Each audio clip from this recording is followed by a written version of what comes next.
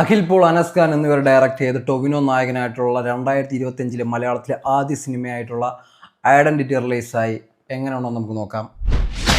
ഇതിലുള്ള പ്രധാന നടന്മാരെന്ന് പറയുന്നത് ടൊവിനോ, അതായത് അജു വർഗീസ് ഉണ്ട്, വിനയ് രാജ്, തൃഷ എന്നിവരൊക്കെയാണ്. ഇതിൽ തൃഷയ്ക്ക് ആർക്കും ചെയ്യാൻ പറ്റുന്ന ഒരു റോളാണ് തൃഷയ്ക്ക് കൊടുത്തിട്ടുള്ളത്. അങ്ങനെ വലിയ സംഭവമൊന്നുമല്ല. ഇതിൽ ടൊവിനോയുടെ ക്യാരക്ടർ എന്ന് പറഞ്ഞാൽ പുള്ളി ഭയങ്കര ഡിസിപ്ലിനാണ്. എല്ലാ കാര്യത്തിലും ഒരു പെർഫെക്ഷൻ ആഗ്രഹിക്കുന്ന ഒരാളാണ്. ഈ സിനിമയുടെ ഫസ്റ്റ് ഹാഫ് ടൈറ്റിൽ എഴുതി കാണിക്കാൻ മുമ്പ് തന്നെ നമുക്ക് എല്ലാവർക്കും നമ്മൾ സാറ്റിസ്ഫൈഡ് ആവണ പോലത്തെ ഒരു സീനും അതിലുണ്ട്. ഫസ്റ്റ് ഹാഫൊക്കെ പൊളിയാണ്. അത്യാവശ്യം നല്ല ത്രില്ലിംഗ് ആയിട്ടും എല്ലാ കാര്യത്തിലുള്ള മേക്കിങ്, കാസ്റ്റിങ്, ബാക്ക്ഗ്രൗണ്ട് മ്യൂസിക് എല്ലാം പൊളിയാണ്.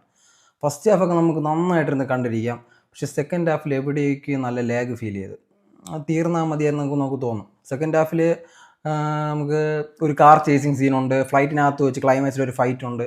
ഇടയ്ക്കിടയ്ക്ക് ടൊവിനോ ഒരു ക്യാരക്ടർ മാറുമ്പോൾ നമുക്ക് ജോൺ വിക്കൊക്കെ ഓർമ്മ വരും.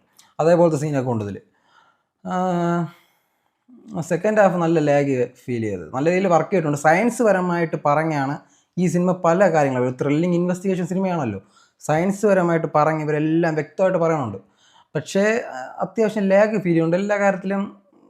ഫസ്റ്റ് ഹാഫിൻ്റെ ഒരു ഇമ്പാക്റ്റ് സെക്കൻഡ് ഹാഫിൽ കൊണ്ടുവരാൻ എന്തായാലും കഴിഞ്ഞിട്ടില്ല എന്നാണ് എനിക്ക് തോന്നിയിട്ടുള്ളത്.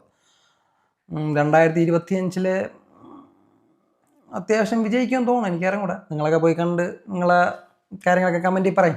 ബൈ.